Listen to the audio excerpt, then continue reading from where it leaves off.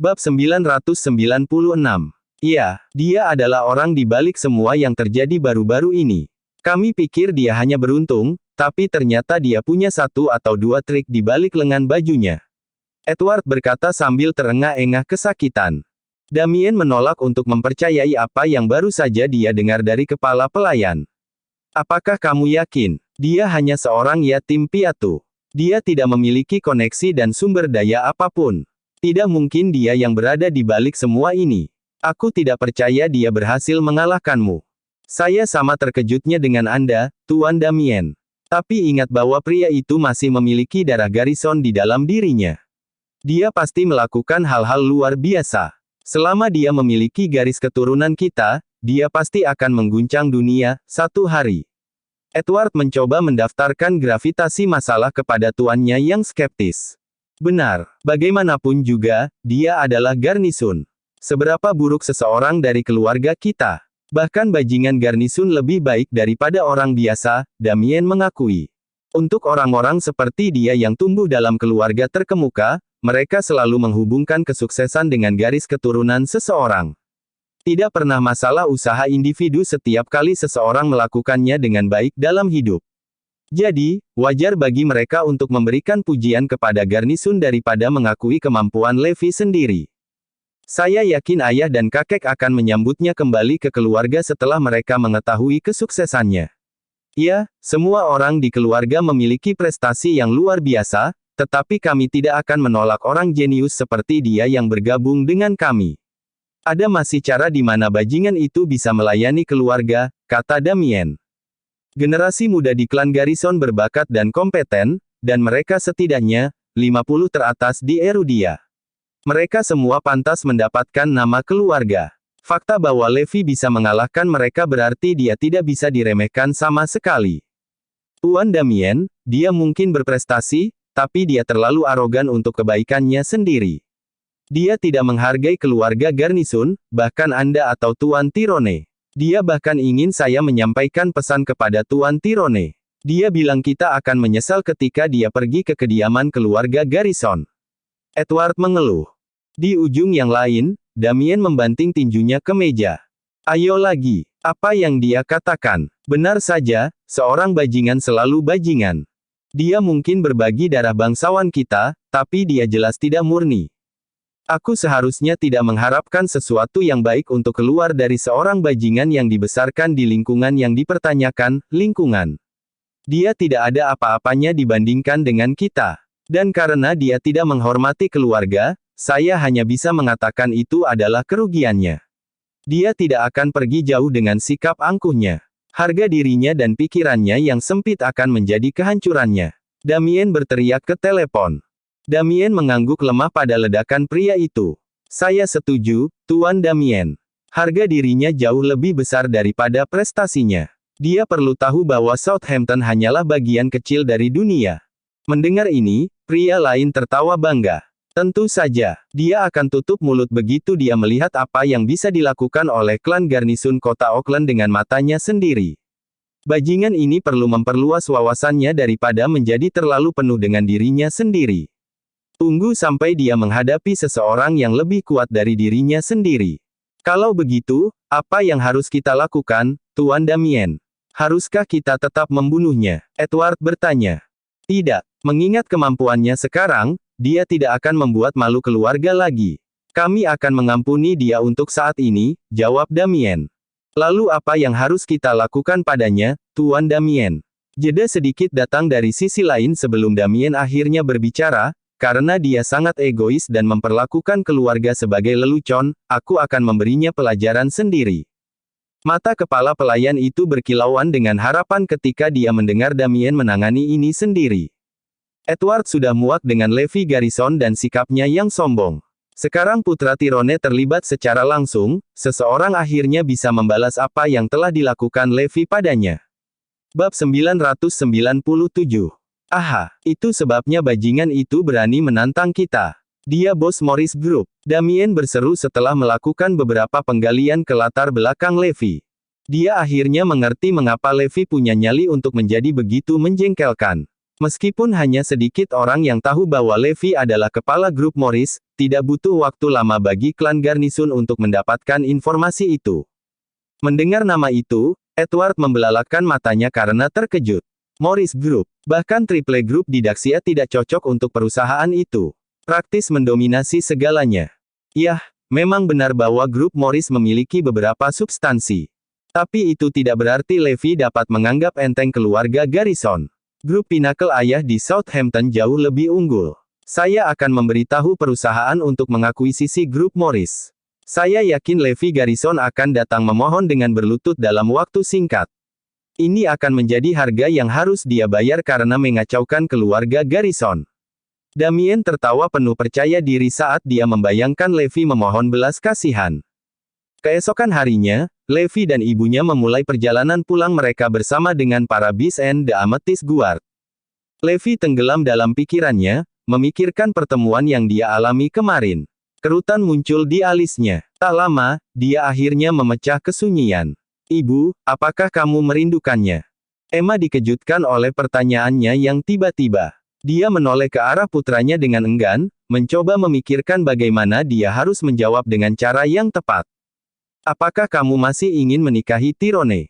Keluarga akhirnya akan menerimamu setelah bertahun-tahun, lanjut Levi. Tidak, aku tidak menyimpan harapan yang tidak realistis seperti itu lagi. Itu bukan lagi yang aku pedulikan, jawabnya tegas sambil menatap mata Levi. Lalu apa yang kamu pedulikan? Dia bertanya. Senyum hangat dan lembut perlahan menyebar di wajahnya. Yah, itu bukan sesuatu yang penting yang perlu kamu ketahui. Ayo, Bu, aku akan berusaha sebaik mungkin untuk mewujudkan impianmu. Dia bersikeras. Saya harap Anda bisa berdiri di depan Garnison suatu hari nanti dan dengan bangga memberitahu mereka bahwa Anda adalah putra saya, dan bahwa Anda adalah pria yang layak dihormati. Tapi dia dengan cepat menyesali apa yang dia katakan ketika dia melihat ekspresi serius putranya. Kamu tidak perlu stres tentang itu, Levi. Ini hanya pemikiranku. Jangan dianggap terlalu serius. Hal terakhir yang dia inginkan adalah menekan putranya dan mempersulitnya. Dia tahu betapa sulit dan berbahayanya tindakan seperti itu bagi Levi. Tapi bukan itu yang dipikirkan putranya. Tidak, Bu. Kamu akan hidup untuk melihat hari itu. Aku janji, kata Levi. Namun, Emma tahu dia hanya berusaha membuatnya merasa lebih baik. Dia tahu lebih baik daripada menetapkan harapannya terlalu tinggi. Lagi pula, Levi belum genap berusia 30 tahun. Dia masih memiliki jalan panjang sebelum dia benar-benar bisa melakukan sesuatu yang substansial. Tidak mungkin seseorang seusianya akan mendapatkan rasa hormat dari keluarga Garrison. Ketika mereka tiba, Zoe sudah menunggu mereka. Dia telah menyisihkan pekerjaan untuk menjemput Emma. Bagaimana persiapannya? Levi bertanya ketika dia melihat wanita itu. Kita hampir selesai. Kita akan pergi dan menawar proyek itu besok, jawabnya. Dia mengangguk setuju dan tersenyum kecil. Ingatlah untuk berhati-hati dengan Lindsay Granger. Dia bukan karakter yang mudah. Jangan khawatir, aku sudah merencanakan semuanya. Iris dan aku akan bepergian secara terpisah besok, Zoe meyakinkan. Itu bagus. Semua yang terbaik untuk besok. Levi tahu Zoe pasti telah membuat persiapan yang memadai, tetapi dia masih khawatir bahwa sesuatu yang tidak terduga akan muncul. Di Golden Plaza, Jayden menutup telepon setelah panggilan panjang. Apakah Anda tahu siapa yang baru saja menelepon saya? Damien Garrison. Tuan Damien yang sebenarnya. Dia berseru di bagian atas suaranya. Di sekelilingnya, semua orang memandangnya dengan iri. Damien dikenal sebagai pewaris potensial klan Garrison berikutnya. Pasti masalah yang mendesak bagi seorang pria dengan kedudukannya untuk benar-benar menelepon Jayden. Apa yang dikatakan Pak Damien? Lindsay bertanya sambil berlari mendekati Jayden. Tuan Damien ingin satu hal selesai, kita harus menghancurkan Morris Group secepat mungkin, jawab yang terakhir. Bab 998. Itu kabar baik. Kami bersaing untuk sebuah proyek dengan mereka besok. Itu akan menjadi kesempatan pertama kami, komentar Lindsay. Jayden mengangguk, memutar matanya dengan licik. Tepat. Pastikan Anda menangani mereka dengan tepat. Saya tidak ingin ada yang salah besok. Lindsay dan anggota dewan lainnya saling bertukar pandang, dan senyum sinis melengkung di bibir mereka. Jangan khawatir, mereka bahkan tidak akan sampai ke venue besok. Hari besar itu segera tiba. Silas dan timnya mengawal anggota Dewan Zoe dan Oriental Star Group saat mereka menuju tempat tersebut.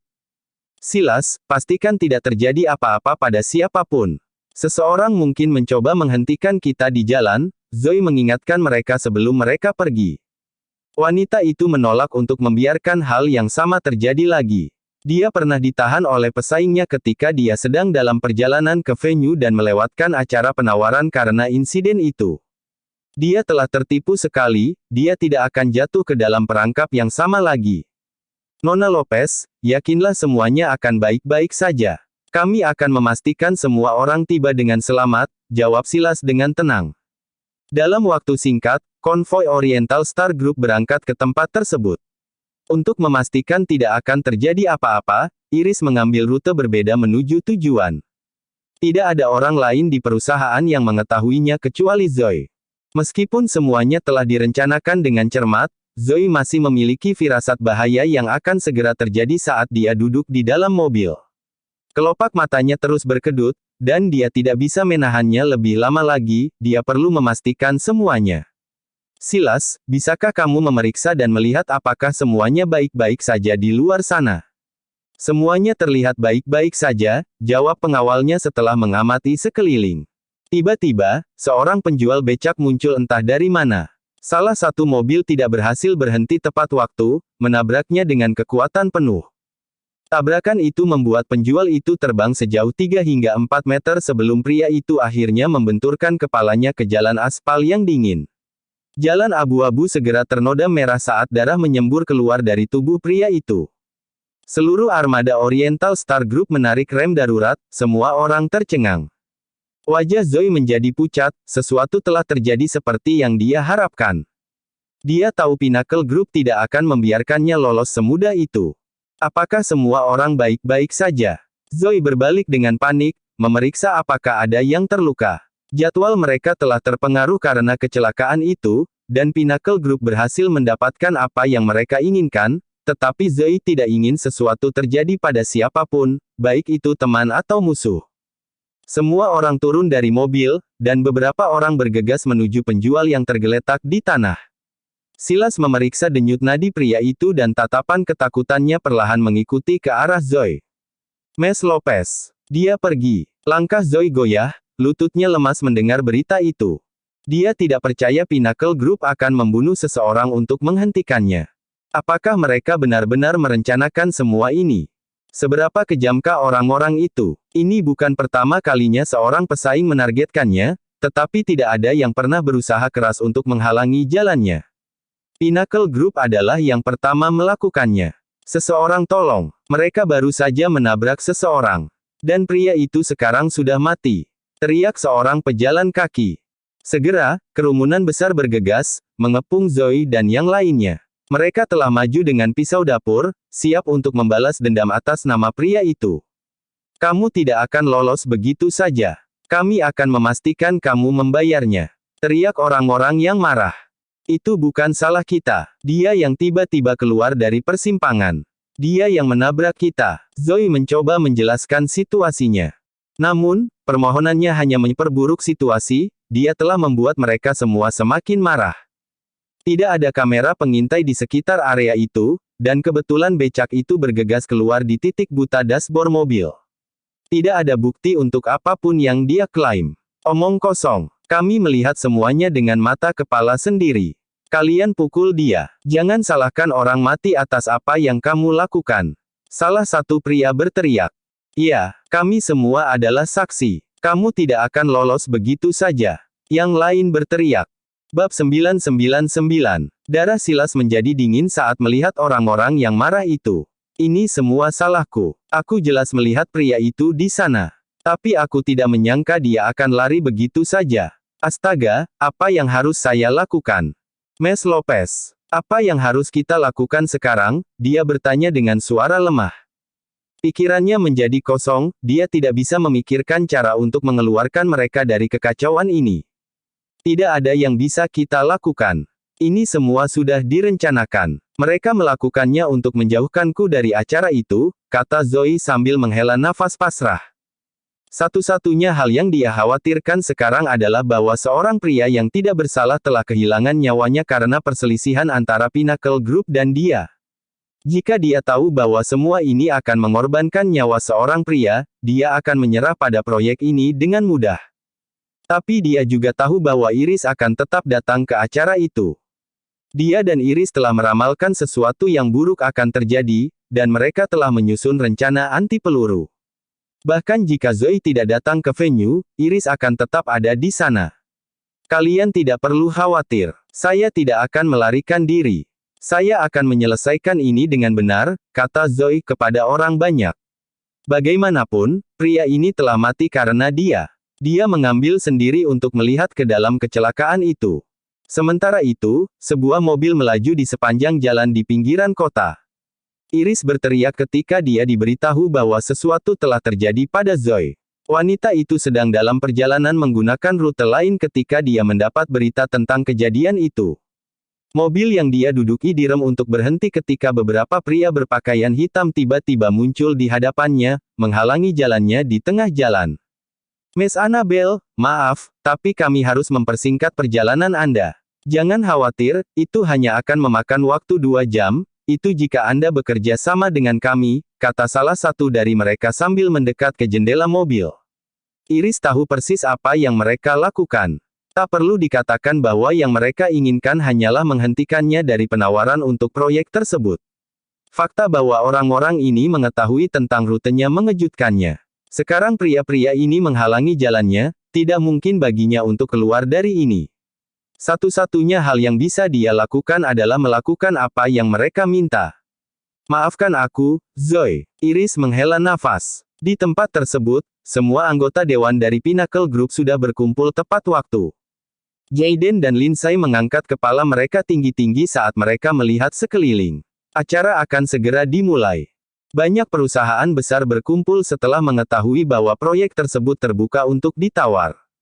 Jayden mendekati beberapa kepala, memasang senyum puas. Kalian tidak akan memiliki peluang melawan kami hari ini. Pinnacle Group akan memenangkan proyek. Kalian semua sebaiknya mundur. Coba kami, dan kalian akan berakhir mati. Dia kasar dan sombong, namun tidak ada yang bisa dikatakan orang-orang itu. Jayden berasal dari Pinnacle Group, tidak ada yang punya nyali untuk menantang perusahaan itu. Karena mereka ada di sini di acara hanya untuk kepentingan itu, tidak perlu bagi mereka untuk menimbulkan murka grup Pinnacle secara tidak perlu. Maryolander, Miss Granger, kami telah menangani Zoe dan Iris seperti yang diperintahkan. Mereka tidak akan berhasil, seorang asisten melaporkan. Seringai menghiasi wajah Jayden dan Lindsay saat mereka menerima berita itu. Tidak mungkin perusahaan kecil seperti Morris Group dapat mengancam Pinnacle Group. Adalah bodoh bagi Morris Group untuk berpikir bahwa mereka memiliki peluang untuk menang. Apakah kamu meninggalkan jejak? Tanya Lindsay. Tidak. Tidak ada yang bisa melacaknya kembali ke grup Pinnacle. Juga, kami telah memblokir semua jalan, jadi tidak ada satu pun dari grup Morris yang akan mencapai tempat ini, tambah asisten itu sambil tersenyum licik. Di sampingnya, Lindsay mengangguk saat senyum jahat muncul di wajahnya. Kalau dipikir-pikir, sebenarnya bukan ide yang buruk bagi Morris Group untuk datang.